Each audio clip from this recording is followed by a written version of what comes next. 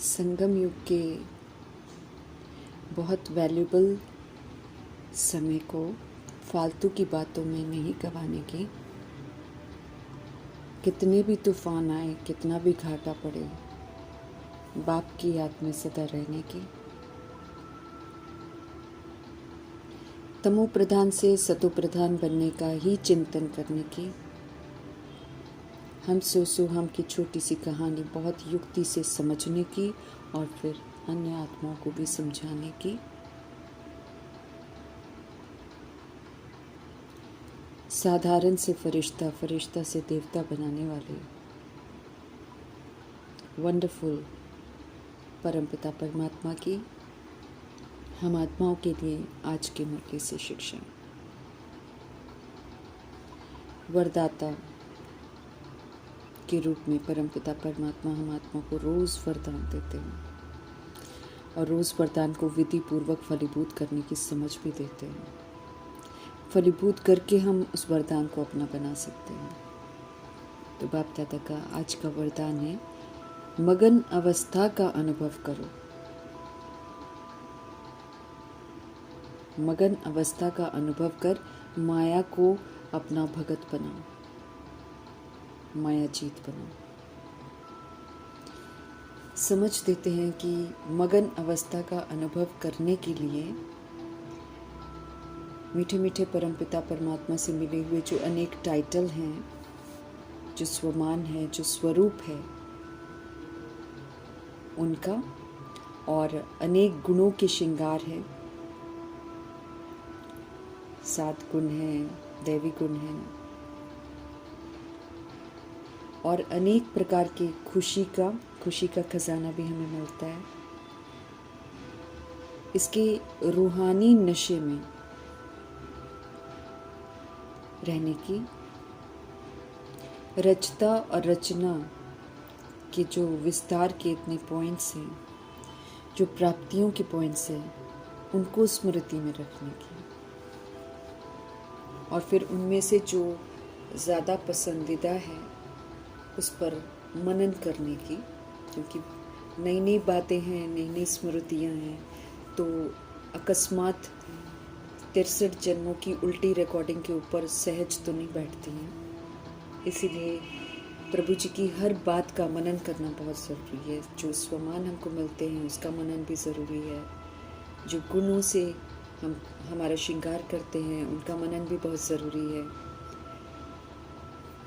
सदा खुश भी रहना है, इसको भी चित्त पर बिठाना है कि मैं सदा खुश आत्मा हूँ।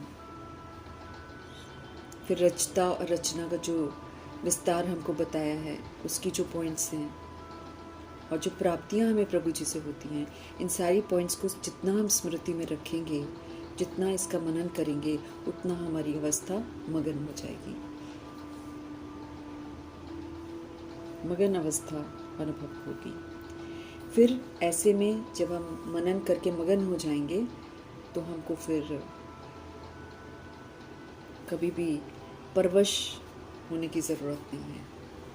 कभी भी परवश नहीं होंगे हम। माया सदा के लिए फिर नमस्कार करेगी, क्योंकि हम मगन अवस्था में होंगे, प्रभु जी के साथ होंगे, प्रभु जी की दी हुई प्राप्तियों में मगन होंगे। तो फिर माया क्या कर लेगी? ऐसे में फिर माया ऐसी आत्माओं को नमस्कार करती है। संगम युग का फिर पहला भगत तो माया ही बन जाएगी, क्योंकि सबसे पहले तो वही तंग करती है। और फिर जब हम इस विधि से मायाजीत मास्टर भगवान बन जाएंगे, तब माया भगत बन जाएगी। ये अनोखी विधि बताकर प्रभु जी हम आत्माओं को मायाजीत बनने की समझ देते हैं, उमंग उत्साह दिलाते हैं। तो वरदान को फलीभूत करना है। हमें परफेक्ट बनना है तो हमें फॉलो ब्रह्मा बाप करना है, क्योंकि प्रजापिता ब्रह्मा साकार ब्रह्मा, अव्यक्त ब्रह्मा बनकर उन्होंने दिखाया है।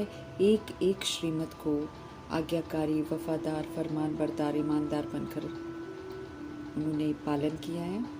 तो अब हमें समझ देते हैं कि हमारा उच्चारण हमारे बोलने का लहजा और हमारा आचरण, हमारा व्यवहार, हमारा कैरेक्टर, ये बिल्कुल ब्रह्मा बाप के समान होना चाहिए। हूबहू परमपिता परमात्मा हम आत्माओं को ब्रह्मा जी को कॉपी करने को कहते हैं, तब हम कहलाएंगे सच्चे ब्राह्मण। जब हम ब्रह्मा जी को उच्चारण में और आचरण में एकदम फॉलो करेंगे तब सच्चा ब्राह्मण कहलाएंगे। फिर अव्यक्त इशारा हम आत्माओं को रोज़ मिलता है। इस समय हमको आत्मिक स्थिति में रहने का अभ्यास करना है, हमको अंतर्मुखी बनना है। बाह्य मुक्ता तो सारी खत्म होने वाली है। अब अंतर्मुखी बनकर आत्मा को रियलाइज़ करना है, परमात्मा के संसार में रहकर सब कुछ फिर से हमको धारण करना है। याद में निरंतर रहने का सहज साधन है। परमपिता परमात्मा समझ देते हैं कि अगर हम याद में निरंतर रहना चाहते हैं तो उसका सबसे सहज साधन यही है कि हम जहाँ भी रहते हैं, प्रवृत्ति में रहते हैं, वहाँ पर हम परवृत्ति में रहें, अर्थात अब दैहिक रूप को छोड़कर आत्मिक रूप में रहें, विकारों की वृत्ति से बिल्कुल परे रहें। जब ऐसे आत्मिक रूप में हम रहेंगे तो फिर हम सदा न्यारे और बाप के प्यारे बन जाएंगे।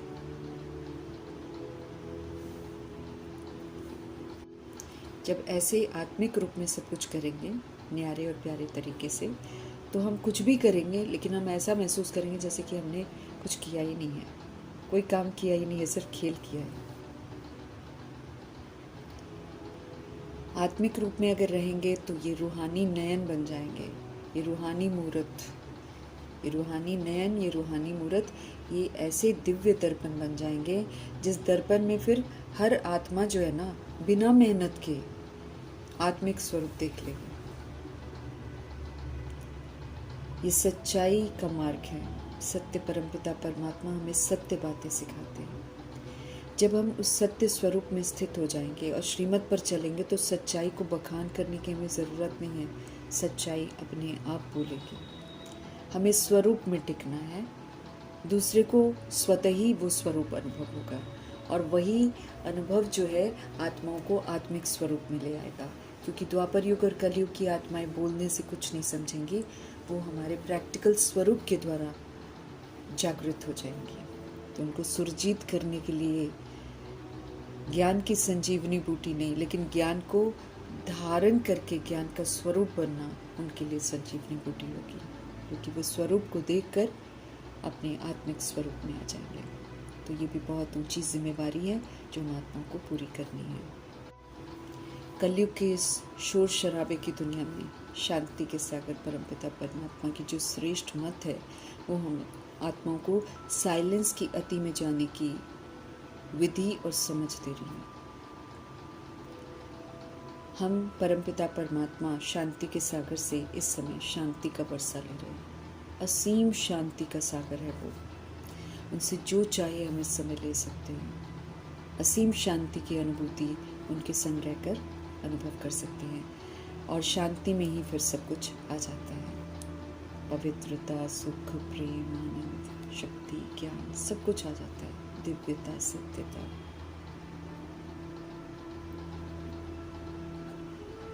नई दुनिया की स्थापना का मुख्य आधार है पवित्रता। इस तरफ ध्यान खिंचवाते हुए परमपिता परमात्मा हम आत्मा को समझ देते हैं कि अब हमें संपूर्ण पवित्रता धारण करनी है। जब हम ब्राह्मण बनते हैं तो भाई बहन बन जाते हैं। ऐसे में जो स्त्री और पुरुष का भान है उसको ख़त्म करना है। ये अंतिम जन्म है, इसमें हमको पवित्र बनना है और पवित्र दुनिया का मालिक बनने का हक प्राप्त करना है। हमें अपने आप से प्रतिज्ञा करनी है कि हम सदा पवित्र होकर रहेंगे, विकार की दृष्टि बिल्कुल नहीं रखेंगे, एक दो को हम सावधान करते रहेंगे और उन्नति को पाएंगे। हम सभी आत्मा भाई भाई को परमपिता परमात्मा सही मायने में भाईचारा सिखाते हैं, एक दूसरे को आगे बढ़ाना सिखाते हैं। परमपिता परमात्मा हम आत्मा रूपी सजनियों को कहते हैं कि जागो, धीरज धरो, क्योंकि नवयुग आया कि आया। मीठे मीठे परमपिता परमात्मा हम आत्माओं को स्वदर्शन चक्रधारी बनाते हैं। बुद्धि में सदा स्वदर्शन चक्र घूमता रहे, अर्थात उन्होंने हम आत्माओं का दर्शन कराया है, अनादि आदि दर्शन कराया है, फिर 5 स्वरूपों का दर्शन कराया है, उसको बुद्धि में रखना है और फिर वैसा बनना है। अभी हमने सृष्टि के आदि मध्य अंत को जाना है। इसको यथार्थ जानकर ही हम सब देह रूपी अहंकार से मुक्त हो सकते हैं। सिवाय परमपिता परमात्मा की ये सच्ची बातें कोई भी हमको समझा नहीं सकता है। हमें साइलेंस में रहना है। जितना हम साइलेंस में रहेंगे उतना स्पष्टीकरण और होता चला जाएगा। विस्तार से सार की ओर लौटना है। शांति के सागर परमपिता परमात्मा ही हमें शांत स्वरूप बनाकर वापस शांति धाम लेकर जाएंगे। मुख्य बात हमको सदा यही याद रखनी है कि हमें सिर्फ एक बात को याद करना है, शांति का बरसा उनसे लेना है। कल्प में एक ही बार आकर बाबा अद्भुत वर्षा देते हैं, तो ये समय को व्यर्थ नहीं गंवाना है। निरोगी काया, श्रृंगार, शक्तियाँ सब अभी कमानी है। परमपिता परमात्मा हम आत्मा को सिखा रहे हैं। आत्मा को ही स्वदर्शन चक्रधारी बनना है, क्योंकि आत्मा ही पार्ट प्ले करती है। आत्मा ही ऊंची स्थिति में रहती है, फिर आत्मा ही गिरती है विस्मृत होकर। अभी आत्मा को फिर से स्मृति दिलाकर अब फिर से हमको उठना है। नई दुनिया में जाने के लिए हमको अब बिल्कुल नया बनना है। आपस में हम आत्मा रूप में सब भाई भाई हैं। अब हम आत्माओं के अंदर जो क्रिमिनल दृष्टि है वो निकल जानी चाहिए। आप हमें याद दिलाते रहते हैं कि हम सब कभी पावन थे, फिर पतित बने, अभी फिर से हमको पावन बनना है। और वो हम आत्माओं को पावन बनाने के लिए आए हैं, इसलिए उनकी ही श्रीमत पर चलना है। ये अंतिम जन्म हमको पवित्र रहना है, पवित्र दुनिया का मालिक बनना है। जैसे हमें सत्य मालूम चला है, ऐसे औरों को भी सत्य बताने की भिन्न भिन्न युक्तियाँ जो बाबा हमें बताते हैं उनको अपनाते रहना है। 84 का चक्र सदा बुद्धि में रहे। एक परमपिता परमात्मा के हम बच्चे हैं, इसलिए बेकार की दृष्टि बिल्कुल नहीं रखनी है। याद की यात्रा में रहेंगे तो हम सेफ रहेंगे, इस बात का ध्यान रखना है। अब हमें अपने को शरीर से अलग आत्मा समझ पाप को याद करना है। तब हमारे पाप कर्म जो 63 जन्मों के हैं वो विनाश होंगे और फिर नया कोई पाप कर्म हमसे नहीं होगा। ऊंचते ऊंच शिव की पूजा करने वाले जो शिव के पुजारी हैं उनको शिव के सत्य से परिचित कराना है। वही परमपिता परमात्मा ही हम आत्मा का सदगति दाता है। शिव की बारात का भी राज बताना है कि शिव असल में निराकार परमपिता परमात्मा है। हम सब जानते हैं कि बाप आए हुए हैं हमको साथ ले जाने के लिए। अपने टाइम पर ड्रामानुसार हमको कर्मातीत अवस्था को पाना है, अर्थात किसी के साथ भी हमारा कोई कार्मिक हिसाब किताब न रह जाए। सत्यता और दिव्यता के व्यवहार के साथ कर्मों के बंधन से अपने को मुक्त करना है, फिर ये विनाश हो जाएगा। पुरुषार्थ हमें बहुत करना है, इस तरफ ध्यान खिंचवा रहे हैं। हमें सतो प्रधान बनना है, तमो प्रधानता को जड़ तक खत्म कर देना है। बाप की श्रीमत पर चलकर ही हम ऐसा कर सकते हैं। देवताओं की जो महिमा हम गाया करते थे कि सब कुछ संपन्न है, 16 कला संपूर्ण है, संपूर्ण निर्विकारी है, अब वो विशेषताएं प्रैक्टिकल में यहाँ धारण करने की समझ देते हैं। सबको निमंत्रण देते हैं कि फिर से देवता बनो। बाप ही आकर हमको संपूर्ण बनाते हैं। जब संपूर्ण पतित दुनिया बनी तब प्रभु ड्रामा में प्रवेश करते हैं संपूर्ण पावन दुनिया बनाने के लिए।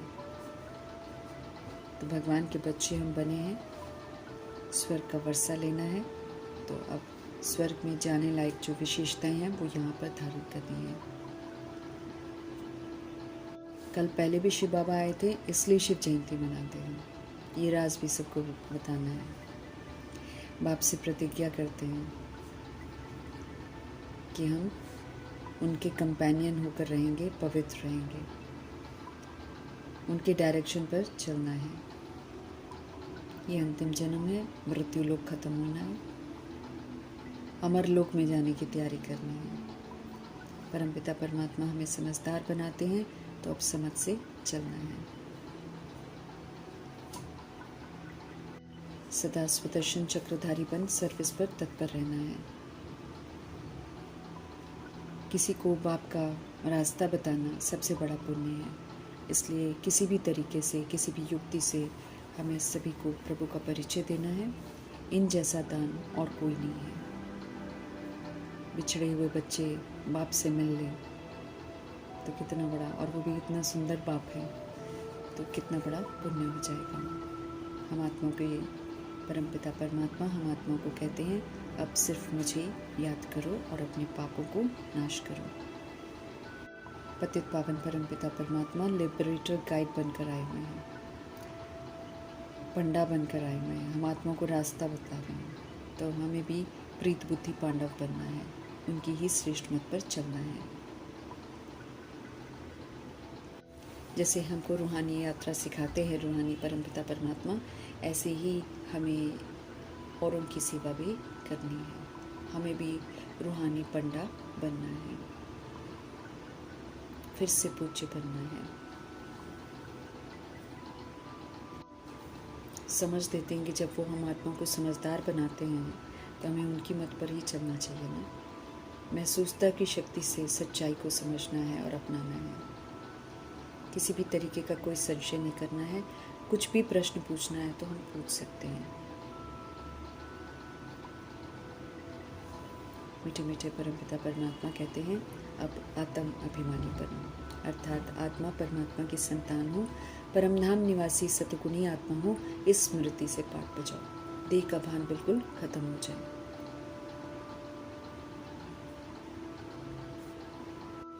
आधा कल्प आशिक बनकर भगवान को ढूंढते आए हैं, अभी वो मिले हैं तो फिर उनका बनकर दिखाना है। एक ही माशूक है जिसकी तलाश में हम जन्म जन्मांतर भटकते हैं। स्मृति दिलाते हैं कि 5000 वर्ष पहले भी वो आए थे, उन्होंने हमको अडॉप्ट किया था, अभी पुनः हमको अडॉप्ट किया है, तो अब उनका बनकर उनसे पूरा वर्षा लेना है। आत्मा को वर्षा मिलता है, इसलिए ये नहीं देखा जाएगा कि मेल बॉडी है कि फीमेल बॉडी है। परमपिता परमात्मा के लिए तो सभी आत्माएं हैं, ये तो एक इंस्ट्रूमेंट है। इंस्ट्रूमेंट को वर्षा नहीं मिलता है, आत्मा को मिलता है। आत्मा ही पढ़ती है, आत्मा ही याद करती है, फिर आत्मा ही वर्षा लेती है। हर आत्मा को हक है वर्षा लेने का। इस पुरानी दुनिया में जो कुछ भी देखते हैं वो सब विनाश होने वाला है, इसलिए उससे ममत्व हटा देना है। महाभारत लड़ाई कल पहले भी लगी थी, अभी पुनः लगने वाली है। विकराल रूप जो लेगी वो लगने वाली है, बाकी वैसे तो लगी ही हुई है। बेहद का बाप बेहद का अनलिमिटेड वर्षा देते हैं, जितना चाहो कोई भी ले सकता है, लेकिन त्याग भी फिर हमारा बेहद का होना चाहिए। कल पहले भी राजस्व अश्वमेध यज्ञ रचा था, पुनः रचा है, तो अब स्वराज्य अधिकारी बनकर कर्म इंद्रियों को कंट्रोल करके मन बुद्धि शक्ति को कंट्रोलिंग पावर और रूलिंग पावर से अपने नियंत्रण में रखते हुए श्रीमत पर चलकर दिखाना है। कल पहले भी विनाश हुआ था, अभी फिर से होगा, इसलिए हमें डरना नहीं है। इसी लड़ाई से स्वर्ग के गेट खुलते हैं, इसलिए बाबा समझ देते हैं कि बोर्ड लगा दो और उस पर लिख दो स्वर्ग के द्वार कैसे खुल रहे हैं, आकर समझो। अपनी तरफ से निमंत्रण दे देना है, फिर कोई आए नहीं आए वो उनकी मर्जी है, लेकिन विनाश के समय में उनको ये संदेश ज़रूर याद आ जाएगा, क्योंकि बुद्धि का ताला सबका खुल जाएगा। बुद्धि में हमें याद रखना है कि हम सभी ब्राह्मण से देवता बनते हैं। हम ही देवता थे, फिर चक्र लगाया, फिर ब्राह्मण बने हैं, अब फिर हमको विष्णुपुरी में जाना है। कोटों में कोई ही ऐसा बनते हैं, इसलिए पुरुषार्थ पर तत्पर रहना है, दूसरों को नहीं देखना है। यकीन दिलाते हैं कि अगर हम अपने को आत्मा समझ बाप को याद करेंगे तो 63 जन्मों का खिचड़ा निकल जाएगा। आधा कल्प की गंदी बीमारी देह अभिमान की लगी हुई है हमको। ये देह अभिमान की बीमारी को निकालना है और अब आत्म अभिमानी बनना है। देह अभिमानी आत्मा कभी किसी को सुख नहीं देती है, वो खाली देह में फंसी रहती है। आत्म अभिमानी बनना है। आत्म अभिमानी आत्मा सबको सुख देती है। फिर सृष्टि, ड्रामा सब उससे राज़ी हो जाते हैं, धर्मराज भी राज़ी हो जाते हैं। ये रेस चल रही है, कोई भी आत्मा आगे जा सकती है, इसलिए ये कभी नहीं सोचना है कि हम पीछे आए हैं, लेकिन लास्ट को फास्ट जाना पड़ता है। आत्मा ही देवता, आत्मा ही क्षत्रिय, आत्मा ही वैश्य, आत्मा ही शूद्र बनती है। फिर अभी आत्मा ब्राह्मण बनी है। अब इसको अर्थ सहित समझना है और फिर युक्ति युक्त सबको समझाना है। याद की मेहनत कर, अब हमें विक्रमाजीत बनना है, ऊंच मर्तबा पाना है। क्यों, क्या, कैसे का चिंतन छोड़ देना है।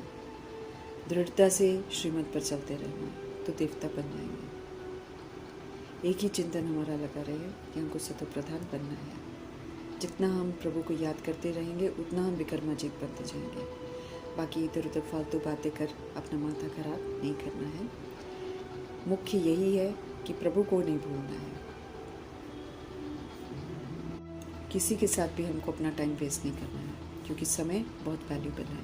तूफानों से हमको डरना नहीं है, तकलीफ़ें ज़रूर आएंगी, घाटा भी ज़रूर पड़ेगा, लेकिन बाबा को याद करना है, उनको भूलना नहीं है, उनमें संशय भी नहीं लाना है। याद से ही हम पावन बनेंगे। पुरुषार्थ कर ऊंच मर्तबा पाना है। रियलाइजेशन हो जाए तो सेकंड में जीवन मुक्ति है। बाप को याद करेंगे तो रियलाइजेशन भी हो जाएगी। विश्व का मालिक बनाने वाले शिव पिता परमात्मा का ड्यू रिगार्ड रखना है, उनको भूलना नहीं है। हमें ये चिंतन नहीं करना है कि सब थोड़ी स्कॉलरशिप पाएंगे, इतने सारे कहाँ से आ जाएंगे, ऐसा चिंतन नहीं करना है। हमें तो दिल से पढ़ना है और पुरुषार्थ करते रहना है, कर्म करते जाना है, श्रीमत पर चलते जाएंगे, अब तो बन जाएंगे।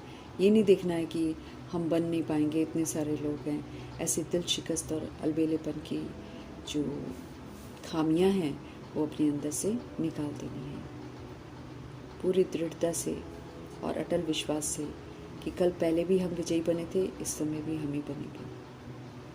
इस दृढ़ता से सेवा में तत्पर रहना है। हम सो हम का राज बताने वाले ज्ञान के सागर परमपिता परमात्मा जी का धन्यवाद।